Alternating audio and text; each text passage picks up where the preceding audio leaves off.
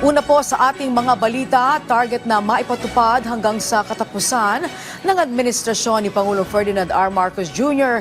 ang pagbebenta ng 20 pesos per kilo na bigas. Matatandaang kahapon ay inanunsyo ni Agriculture Secretary Francisco Tiu Laurel Jr. na sisimulan na sa susunod na linggo ang pilot implementation nito. Si Jessie Atienza sa sentro ng balita. Kaunting paghihintay na lang at may isa sa katuparan na ang pangakong mas abot kayang bigas para sa mga Pilipino. Ito ang inihayag ni Pangulong Ferdinand R. Marcos Jr. sa harap ng nalalapit na pagbebenta ng 20 pesos per kilo na bigas. Kahapon ay kinumpirma ni Agriculture Secretary Francisco Tiu Laurel Jr. na magsisimula na sa susunod na linggo ang pilot implementation nito at una itong aarangkada sa Visayas hanggang sa maipatupad sa buong bansa. Napagtibay ito matapos ang naging pagpupulong ni Pangulong Marcos Jr. sa mga gobernador sa Western Visayas, Central Visayas at Eastern Visayas kasama ang Department of Agriculture. Basically, yung mechanics nun, since bumaba ng world prices at bumaba na rin ang presyo ng bigas in general, yung gap between the 20 pesos and yung current market prices of 32 to 33 pesos sa merkado ay napag-usapan na isi-share yun, yung gap na yun between the national government and yung selected LGUs that will be participating in the program.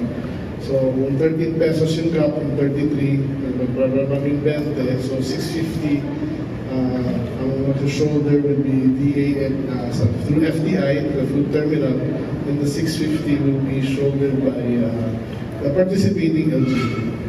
Ayon sa mga gobernador, pinag-aaralan na rin ng pamalaan na maipagpatuloy ang pagbebenta ng 20 pesos kada kilo na bigas hanggang sa matapos ang termino ni Pangulong Marcos Jr. The President himself that has taken up the fulfillment of his promise, but he is able to see it on a more holistic level. The Department of Agriculture being on board, and as was already discussed, our palay farmers also now being assured of a ready market. Well, logistically, Visayas region is parang almost the same area lang naman tayo lahat. So working together with other governors from the Visayas, it's also parang reassuring din sa amin na may tutulong din sa amin. Sa ngayon ay pinaplano na ng mga lokal na opisyal kung papaano ang magiging sistema sa pagbebenta ng mas mura pang bigas sa kani-kanilang lalawigan. The President gave us an avenue where we can get cheaper rice.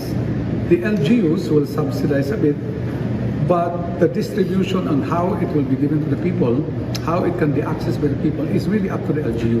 So we have different strategies. That's why we were kind of debating. Because again, this is an experiment, but it's a commendable program. Mula sa PTV Cebu, Jessie Atienza para sa Pambansang TV sa Bagong Pilipinas.